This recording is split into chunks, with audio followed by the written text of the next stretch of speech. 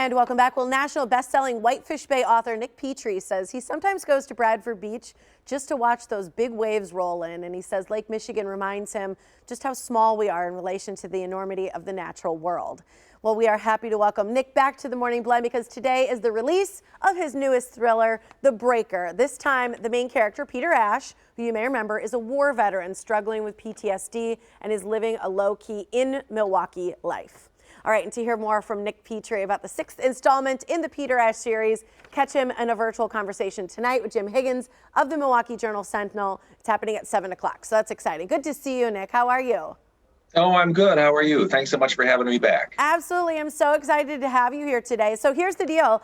This is the 6th installment. A lot of people love Peter Ash. They have been waiting for this to happen. Tell us a little bit about what happens in this one. Well, The Breaker begins with Peter Ash and his girlfriend June Cassidy and his best friend Lewis. They're all meeting for coffee outside the Milwaukee Public Market when June sees a guy with an assault rifle under his jacket walking into the market, and they have to decide what to do about it. And Peter and Lewis are not armed, but they go after the guy because somebody has to, and that's really how the book begins. That's a scary beginning, I think, for a lot of people because it hits home. It can seem very real. And so this is I love the fact, though, that this is set in Milwaukee, that Peter Ash comes home because he's been away on some travels. He has been, and it was a lot of fun to think about another side of Milwaukee, right? My first book, The Drifter, was set in Milwaukee, and it was sort of a grittier version of Milwaukee. And when you decide to set a book in a certain place, you have to kind of choose which version of that place you're going to use. And so the Milwaukee of The Breaker is much more of kind of Milwaukee, the manufacturing town, Milwaukee, the town of innovators and engineers and machinists. You know, Milwaukee's nickname for decades was the machine shop to the world. We made the machines that the rest of the world used to make stuff. And I wanted to play with that history here in Milwaukee. Well, I think that's cool because people can learn things if they're not familiar with Milwaukee, if they haven't taken a tour of some of those downtown buildings or really read about our town and learn about it just through reading this new book. You know, one of the things you talk about in your book, obviously there's some relevant topics to today's world, but there's also this revolutionary technology, right, that could potentially wreak devastation if this is taken in the wrong hands of power, correct?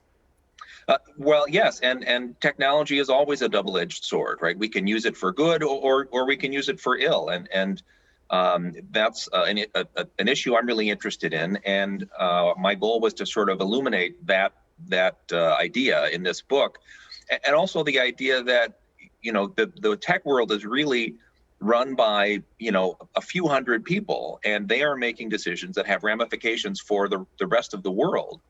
And I wanted to think about that idea as well. And so that's really what the technology piece in this book is about.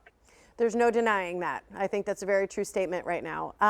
What about your writing process? How has this changed, while being a little more quarantined at home? I know sometimes you're kind of at home or on a farm anyway. How has it changed for you?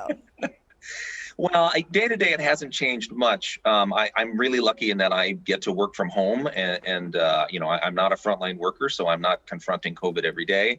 So I do feel really like a lucky duck every day.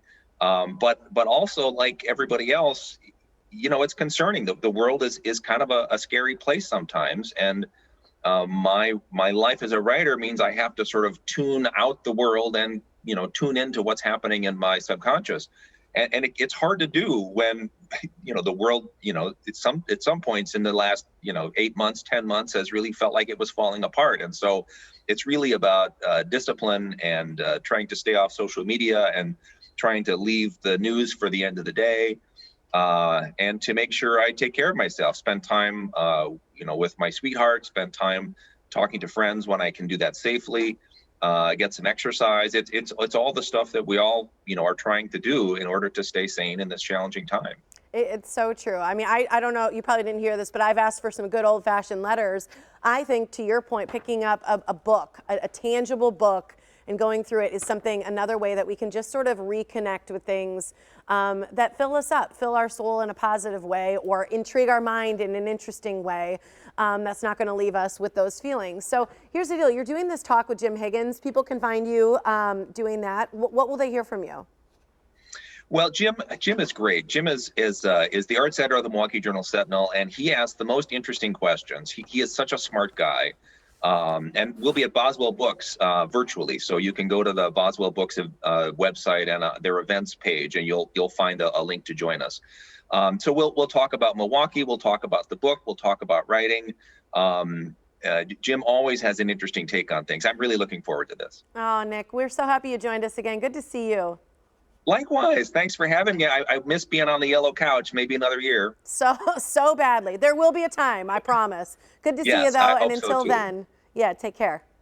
Thanks, Tiffany. Bye-bye. You bet. To hear more from Nick Petrie about that 6th installment in the Peter Atch series, again, you can catch him in a virtual conversation tonight with Jim Higgins of the Milwaukee Journal Sentinel. That's happening at 7 o'clock. To find the link to register, they do want you to register. Go to our website, themorningblend.com.